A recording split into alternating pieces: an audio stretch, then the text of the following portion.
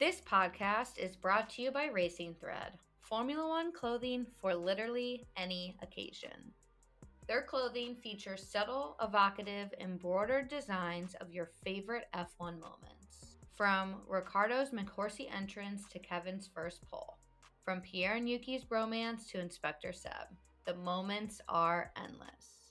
Whether you're out to dinner with friends, watching the race at home, or cheering in the grandstands, gone are the embarrassing sponsor logos. Instead, Racing Thread is F1 clothing you're comfortable wearing anywhere. Right now, Dirty Driving listeners can get 15% off Racing Thread's entire range of t-shirts, sweatshirts, polos, and bucket hats using the code Dirty Driving. Head over to racingthread.com to shop F1 racewear for anywhere.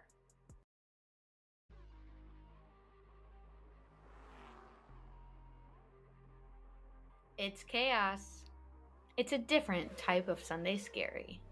It's your newest obsession. It's Dirty Driving, a Formula One podcast.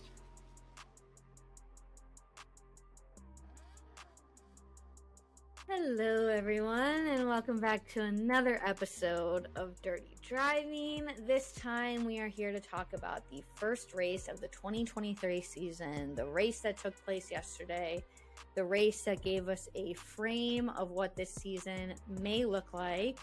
It was Bahrain. All right, let's get into the weekend news. There were a couple stories that can't go without mention.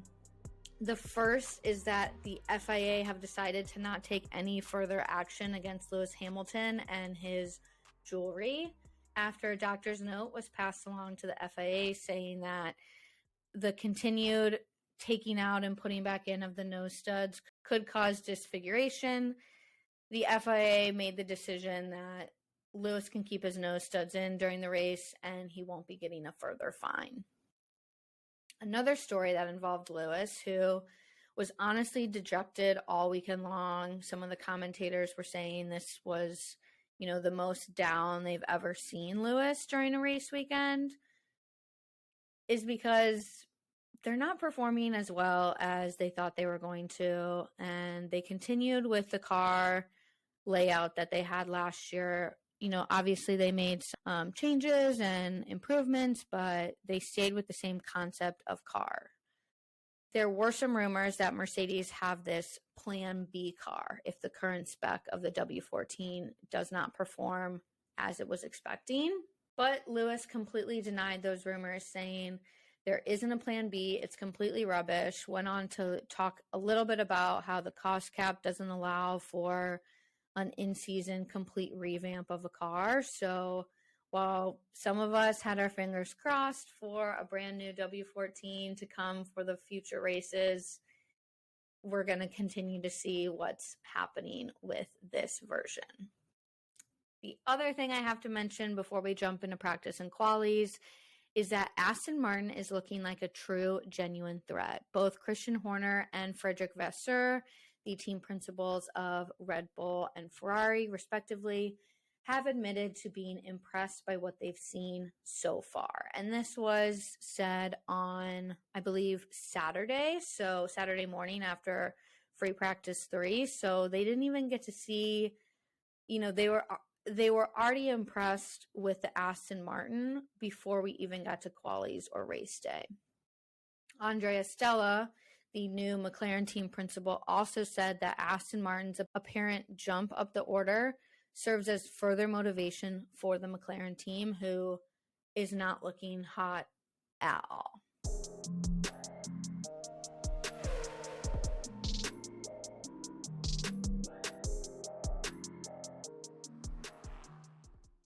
FP1 had Perez leading Alonso while Mercedes was back in 10th and 11th.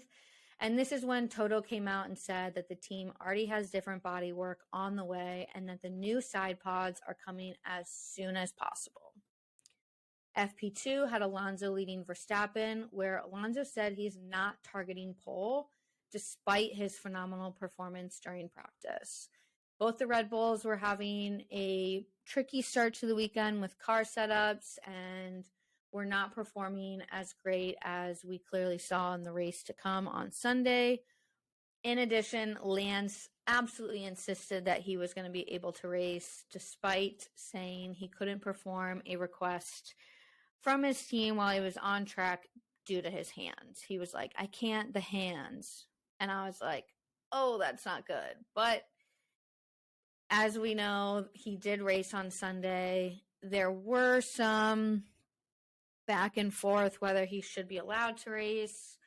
The FIA do this test to see how quickly a driver can get out of their vehicle to make sure that in an accident, they're under a certain time and can get out. Rumors are that Lance didn't pass the first round and that they gave him a second chance. And if you're following this weekend at all, you saw probably a couple photos of the Aston Martin team assisting Lance getting out of the vehicle. So there was some iffiness on whether or not he really should be racing due to safety concerns. Which brings us to FP3, where we had Alonso back on top, but just barely, with Max, Checo, and Lewis right behind him. Qualies could have been the best qualies we've had in a really long time. We had Max Verstappen take pole with Checo in second, creating a Red Bull front row lockout. And then we had Charles and Carlos in row 2 with Fernando paired with George Russell in row 3. I say that it was such a phenomenal quali because everyone was so close to each other. We really weren't sure who was going to take and who was going to be dropped until those last laps of each Q1, Q2, and Q3. And it was just nice to see that this new era and this new formula of cars is actually doing what it's supposed to be doing. It's supposed to be bringing competition closer together. It's supposed to keep us guessing, and qualies proved that the new era is working. Absolutely. There were some Q3 standouts. Lance Stroll made it up to Q3, who only made it to Q3 3 times last year. So this could be a new chapter for Aston Martin. A lot of Q3 appearances in the future, fingers crossed. Esteban Ocon, who failed at making Q3 in the last 3 races of 2022, popped up there as well. And then Nico Hülkenberg was in P10, made it to a Q3, started in P10, and just proved that he had a great first qualifying back, especially after being out of the car for 3 years and coming in and showing us how it's done. He absolutely outperformed his teammate Kevin Magnussen this weekend. Lando Norris, on the other hand, only made it out of Q1 thanks to the fact that he scored the exact same time as Logan Sargent, who fell down into 15th place.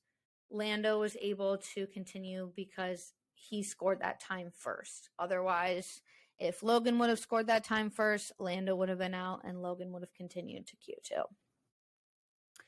Oscar Piastri matched Daniel Ricciardo's qualifying from last year with a P18. So more thoughts are happening on whether or not this is McLaren just having a really bad year, or if this is McLaren continuing having a bad time from last year and the year previous, with Daniel just proving that it's not Daniel, it's the car.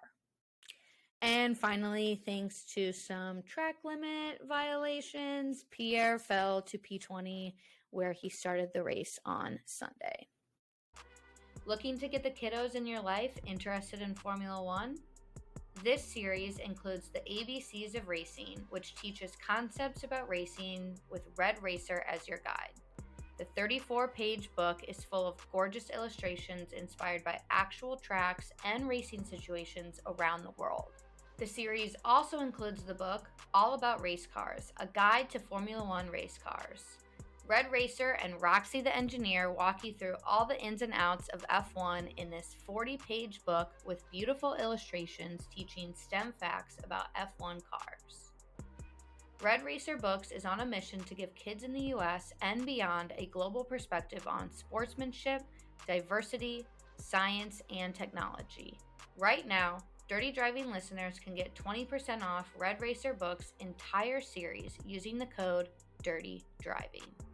Head over to redracerbooks.com to buy the kiddos in your life, or the adults, their new favorite book. Before we get into the race, I just wanted to remind you guys that we're doing race recaps a little differently this year. So instead of truly recapping everything or the big moments that have happened during the race, I'm just going to talk about the top 3 things you should know. This week, it's Esteban, Red Bull, and Fernando Alonso. Let's start with Esteban because I could have put him in one of my losers for this week, but it just felt too harsh. And I was like, let's just talk about him in the race recap. So I feel for this man. I truly do. He got hit with 3 penalties. He got hit by Nico Hülkenberg, and then ultimately he decided to DNF. So let's break it down just a little bit. First, he gets hit by Nico. Then he's told he has a time penalty, a 5-second time penalty against him for being out of position on the grid. Every driver has a bracket of a box telling them where they need to be on the grid to start the race. And it turns out that Ocon was, I think, a little bit too far to the right. So that's what handed him the 5-second penalty. After heading into the pits, serving his penalty, and then getting back out on track, was when he was served a 10-second penalty thanks to not serving his first penalty correctly, as the mechanics had started working on the car too early. So clear miscommunication between the team, and he was up to 15 seconds of penalties at that point. Finally, he had a further 5 seconds added, so a total of 20 seconds added to his time due to speeding in the pit lane from when he was serving his penalty. So ultimately, he retired in lap 43. I probably would have done the same. 20 seconds of penalties is a lot to make up, and honestly, potentially just not worth it. So I totally understand the DNF. And at the end of the race, in post-race presses, Ocon simply said, everything went wrong today. So everyone send a little love and light to Ocon over these next couple of weeks. We're back racing, not next weekend, but the following weekend. And I'm really hoping he has a phenomenal showing, because not only is he trying to prove that he's the quote-unquote number 1 seed at Alpine, but he's trying to grab some points and see where he can land in the championship at the end of the year. Our second thing to talk about is Red Bull. In a not-so-shocking fashion, Red Bull took their first 1-2 of the season. They deserved it. At the end of the day, they're working hard. I'm happy for them. Don't get me wrong. Red Bull is back dominating. I'm excited for them. They've made it work. They know what they're doing. That's great. What got me sad is what George Russell had to say again in the post-race. He said, Red Bull have got this championship sewn up. I expect them to win every single race this season. That's my bet. And that's just sad, especially as someone who loves watching Formula One, loves talking about Formula One. To have Red Bull win at every single race, that is just going to be depressing and not what we're looking for from a season of Formula One. We do have one thing to hold on hope. We do have one thing, and that's the curse. The curse that's been happening since 2017, where the winner of the opening race has come in second in the championship every year. So Max won. That means that he could be in second for the championship at the end of the year, and we could see someone else, Fernando, Checo, Carlos, Charles, Lewis. I mean, you never know what's going to happen. Again, it's only the first race of the season. We already have upgrades that are coming in Australia, so we could be looking at a completely different grid layout in 4 weeks' time. Our final point to chat about from the race is Fernando Alonso, because after a lap 1 run-in from his teammate Lance, Fernando took it all the way to podium, battling off Lewis Hamilton and Charles Leclerc. we got some incredible moments between Lewis Hamilton and Fernando Alonso. And you can even tell, like, in the post race, in the moments that, you know, the drivers are congratulating each other, they had this moment where they were laughing, supportive of each other. And that is like totally not what we expect from Lewis and Alonso. So I'm happy that their friendship is maybe becoming a friendship again and that they get to battle on track. And I'm excited to see them battle all season long.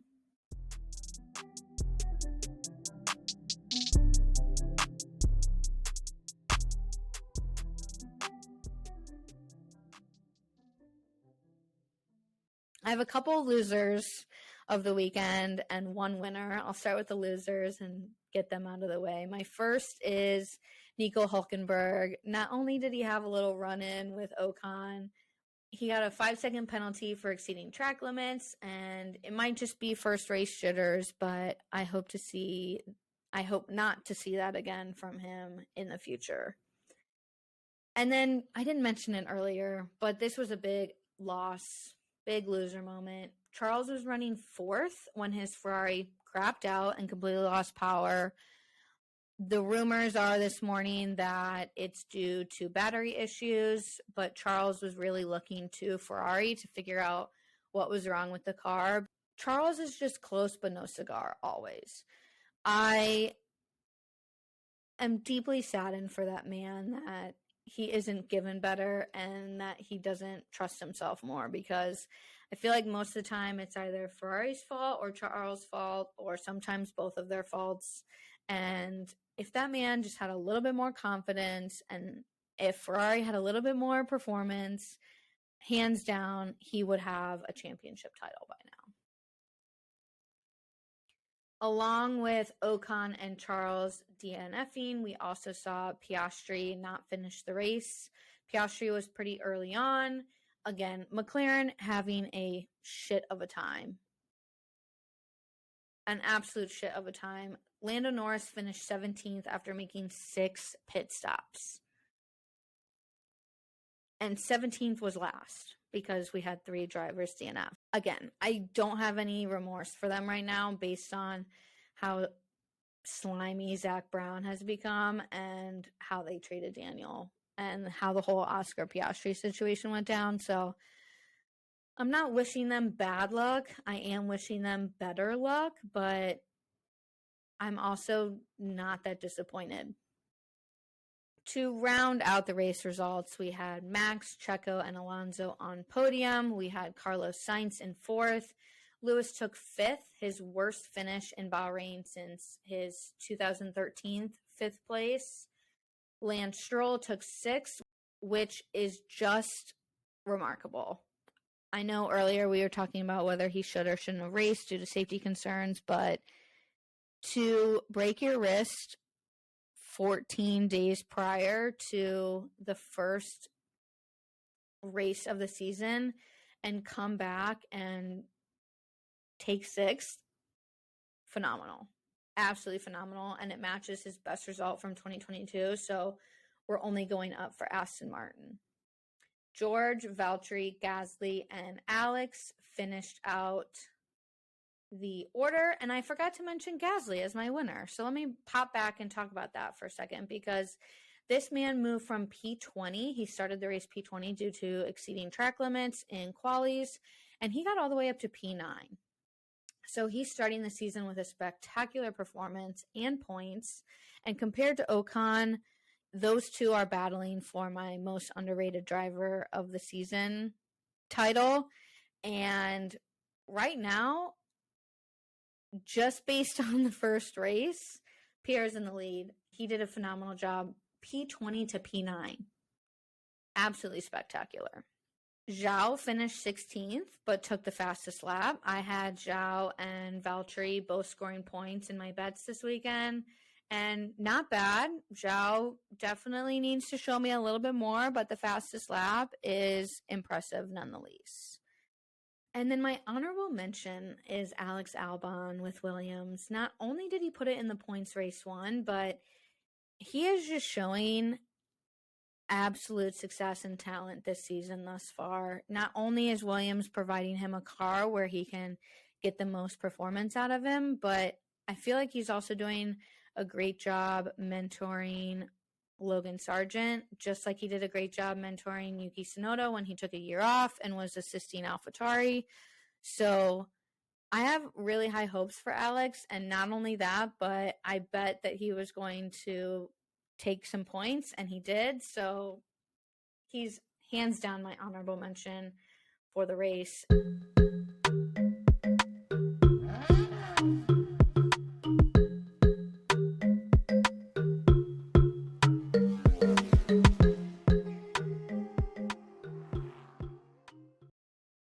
All in all, I think it was a good start to the season. Hopefully, it gives us some insight to how the rest of the season is going to shake out. Again, I'm hoping Red Bull doesn't win every race, but I'm also mentally preparing myself for a Red Bull win, at least a Red Bull podium every single race. They are just incredibly fast this year. At one point, Max was 32 seconds ahead of Checo, and it's just absolute domination from them. And I'm hoping that either they don't make the right decisions when it comes to in-season revamping and moving forward, or that Ferrari, Aston, and Mercedes really figure out what needs to be done and they make it happen, and we've got some great competition at the start of the grid. Either way, we are going to have a phenomenal fight for the midfield. The fact that we've got Alpine, AlphaTauri, and Mercedes, I'm going to throw them in the midfield right now, and Alfa Romeo all battling. This is the results I want to see at the end of the race. We've got variety of teams, we've got variety of drivers, and I hope that's just what we're going to continue to see in the top 10s for every single race this year. Thank you so much for listening to another episode of Dirty Driving. Until next time, stay dirty.